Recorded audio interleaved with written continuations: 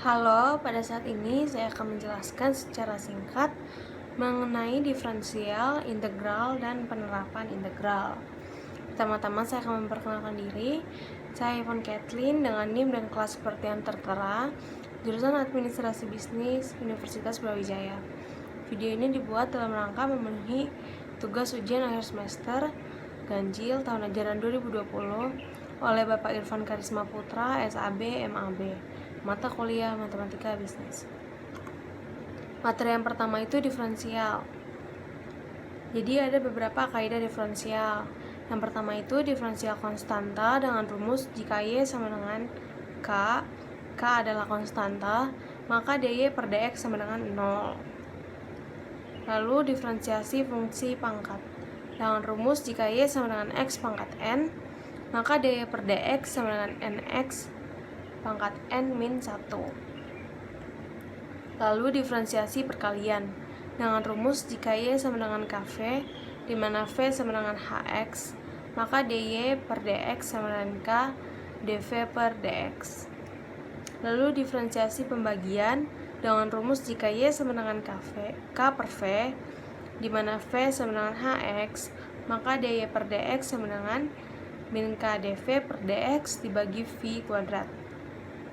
Lalu diferensiasi penjumlahan atau pengurangan dengan rumus jika Y sama dengan U plus minus V, di mana U sama dengan Gx dan V sama dengan Hx, maka dy per dx sama dengan du per dx plus minus dv per dx. Lalu yang selanjutnya itu elastisitas.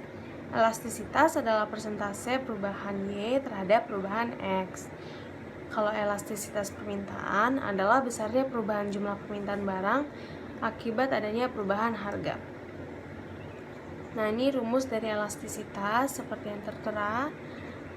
Terus ada ketentuannya. Permintaan akan suatu barang dapat dikatakan bersifat elastis apabila elastisitasnya lebih dari 1. Kemudian akan dikatakan elastis uniter apabila elastisitasnya sama dengan 1, dan akan dikatakan inelastis apabila elastisitasnya kurang dari 1. Selanjutnya, biaya marginal dan penerimaan marginal. Biaya marginal atau marginal cost yang disingkat dengan MC adalah biaya tambahan untuk menghasilkan satu unit tambahan produk.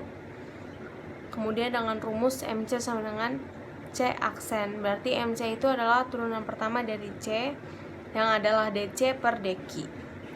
Lalu penerimaan marginal atau marginal revenue yang disingkat dengan MR adalah penerimaan tambahan yang diperoleh berkenaan bertambahnya satu unit keluaran yang diproduksi atau terjual.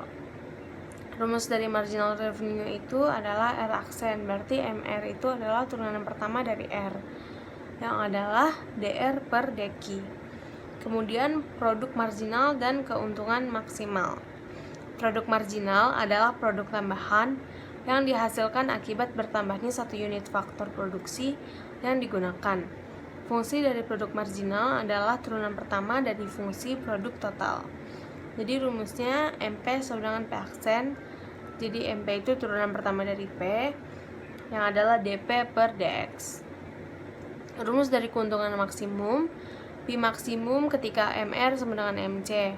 P maksimum ketika P aksen berarti turunan pertama dari P sama dengan 0. Dua syarat keuntungan maksimum itu turunan pertama P sama dengan 0 atau MR sama dengan MC.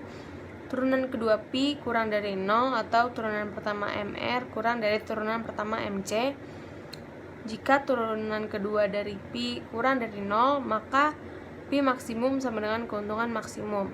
Jika turunan kedua dari P lebih dari 0, maka P minimum sama dengan kerugian maksimum. Lalu materi yang kedua itu integral. Nah, pertama-tama ini akan membahas tentang integral tak tentu. Integral ini adalah kebalikan dari diferensial yang berhubungan dengan penemuan satu fungsi asal apabila turunan dari fungsinya diketahui. Bentuk umum dari integral tak tentu itu adalah integral fx dx sama dengan fx plus k, di mana k adalah konstanta dengan nilai tak tentu. Fx dx adalah diferensial dari fx. Lalu kaidah-kaidah integrasi tak tentu adalah konsep yang berhubungan dengan proses pencarian luas suatu area di mana batas dan limitnya sudah ditentukan. Nah, ini ada 6 kaidah-kaidah integrasi tak tentu. Yang pertama itu formula pangkat. Integral x pangkat n dx sama dengan x pangkat n plus 1 dibagi n plus 1 plus k. Ketentuannya n itu tidak boleh sama dengan 1. Kemudian yang kedua, formula logaritmis. Integral 1 per x dx sama dengan ln x plus k. Kemudian yang ketiga, formula eksponensial. Integral e pangkat x dx sama dengan e pangkat x plus k. Lalu integral e pangkat u du sama dengan e pangkat u plus k, di mana u sama dengan fx.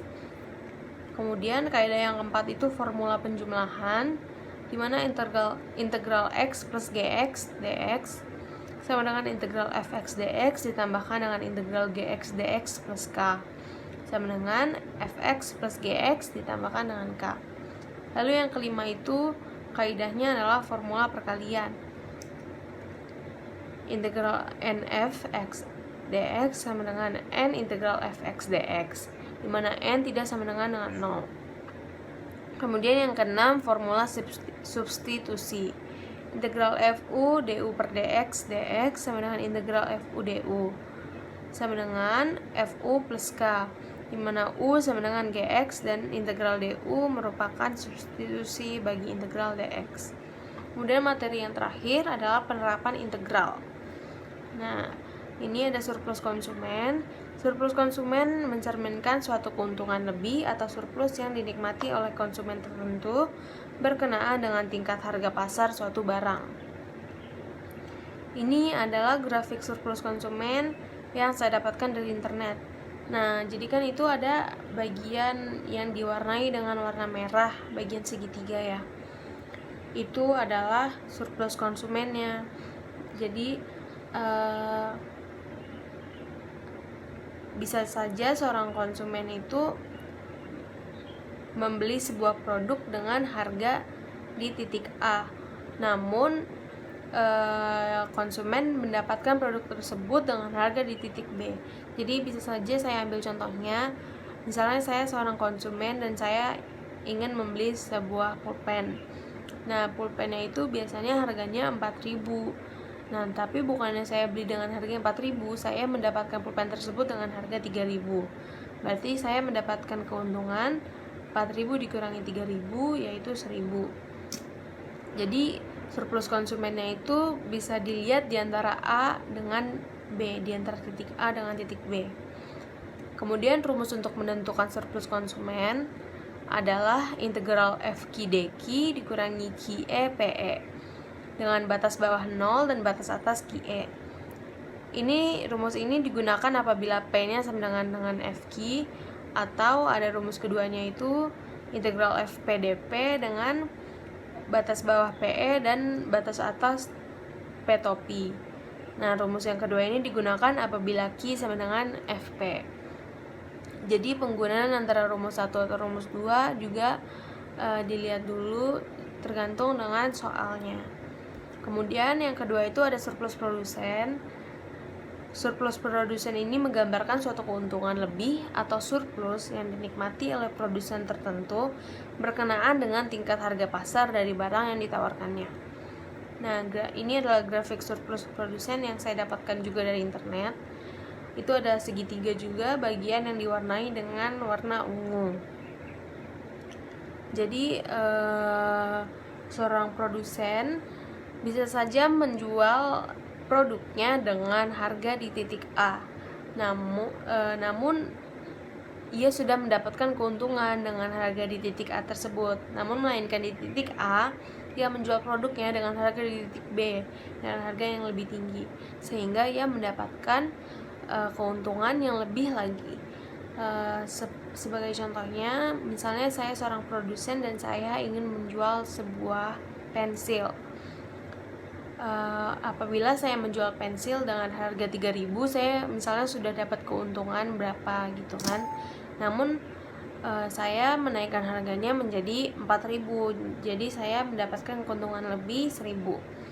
Nah, surplus produsennya ini juga bisa dilihat sama seperti yang tadi, titik B dikurangi A. Jadi 4.000 dikurangi 3.000 yaitu 1.000, surplus produsennya itu 1.000. Nah, kemudian ini ada rumus surplus produsen. P sama dengan QE PE dikurangi integral FQ DQ dengan batas bawah 0 dan batas atas QE. Rumus yang pertama ini digunakan apabila P sama dengan FQ, atau PS sama dengan integral FP DP dengan batas bawah P dan batas atas PE. Nah, kalau yang rumus kedua ini digunakan apabila Q-nya sama dengan FP. Nah, sekian penjelasan saya mengenai diferensial, integral, dan penerapan integral. Semoga video ini membantu. Terima kasih.